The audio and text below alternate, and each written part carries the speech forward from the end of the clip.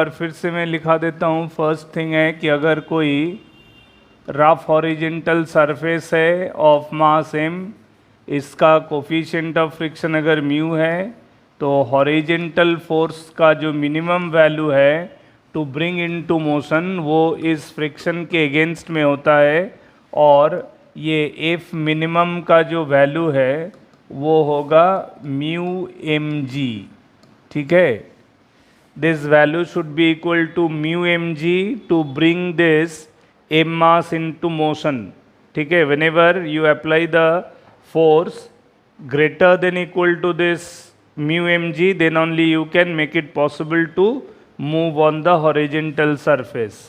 Second है, यही horizontal surface में रखा हुआ यही मास को अगर मैं अब मूव कराना चाहूँ, यही एम मास के पार्टिकल को अगर मूव कराना चाहूँ by applying force at some angle theta with horizontal. ठीक है, ये म्यू है still the coefficient of friction mu, तो जो अल्टीमेट रिजल्ट आता है इस केस में एफ मिनिमम का वैल्यू होता है this is mu m g divided by under root of 1 plus mu square. ठीक है, कैसे आता है we have discussed it in the previous class.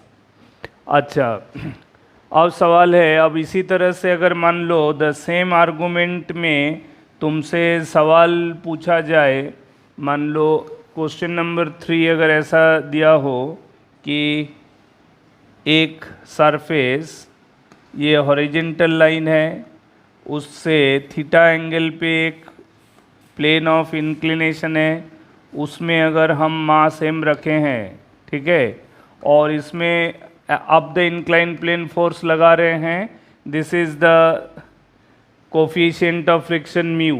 Same question, in this case what is f minimum, what is f minimum so that you can bring the mass m into motion। Mass m को moving state यानी motion में लाना है, तो what should be the value of this applied force now, बताओ।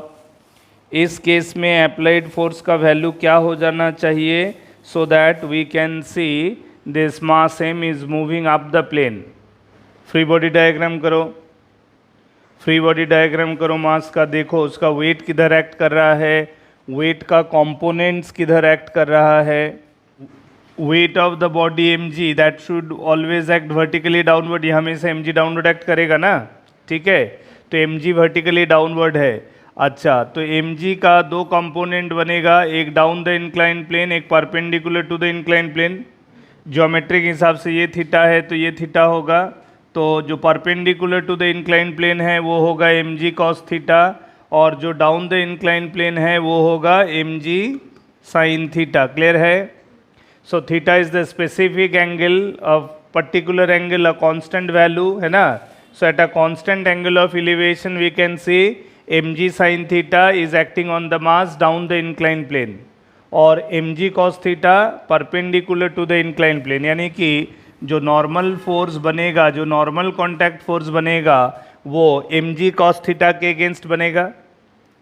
तो यानी कि हम यहाँ कह सकते हैं एन का वैल्यू कितना होगा, एम जी कॉस थीटा। यहाँ एन इक्वल टू, जैसे ये दो जो प्रीवियस केसेस था इसमें एन परपेंडिकुलर टू सरफेस होता है और जनरली वो एम जी के अगेंस्ट होता है ना, लेकिन यहाँ एम जी तो हमेशा वर्टिकली डाउनवर्ड होगा और एन जो है वो सरफेस ऑफ कॉन्टैक्ट से परपेंडिकुलर होगा, तो एन तो अब एम जी के ऑपोजिट नहीं ना है, तो हमको देखना है कि एन के ऑपोजिट डायरेक्शन में जो फोर्स होगा वो एन के साथ काउंटर बैलेंसिंग फोर्स, हाँ या ना। तो यानी कि इस केस में हम ये कह सकते हैं N is equal to m g cos theta, ये एक इक्वेशन बना। अच्छा, with an effort applied parallel to inclined plane upward along the inclined plane force लगाया, तो जाहिर सी बात है इस अप्लाइड फोर्स से इसका मूविंग टेंडेंसी किधर बनेगा, अप द इंक्लाइन प्लेन, हाँ या ना। अगर इंक्लाइन प्लेन में ऊपर की तरफ टेंडेंसी बनेगा तो फ्रिक्शन हमेशा टेंडेंसी ऑफ मोशन को अपोज करेगा, तो यानी कि on this mass at its lower surface by the incline plane जो फ्रिक्शन फोर्स लगेगा वो नीचे की तरफ। क्लियर हुआ बात? तो यानी कि जो अप्लाइड फोर्स है कैपिटल एफ, वो किसको काउंटर बैलेंस करना चाहिए, किसको एक्सीड करना चाहिए, m g sine theta as well as friction force. ठीक है, तो यानी कि now along the inclined plane, अब इंक्लाइंड प्लेन के along क्या होगा, applied force F that is equal to m g sine theta plus the friction force. ठीक है, और फ्रिक्शन फोर्स का वैल्यू हम लोग क्या जानते हैं, कैसे लिखा जाता है, it is mu into normal reaction.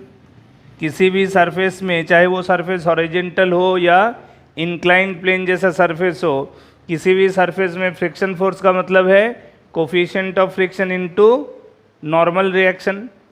तो यहाँ नॉर्मल रिएक्शन का value m g cos theta, यानी कि यहाँ अगर मैं एन के जगह m g cos theta substitute कर दूँ तो वो अप्लाइड फोर्स का वैल्यू हो गया m g sine theta plus mu into m g cos theta. समझ में आया कि नहीं आया?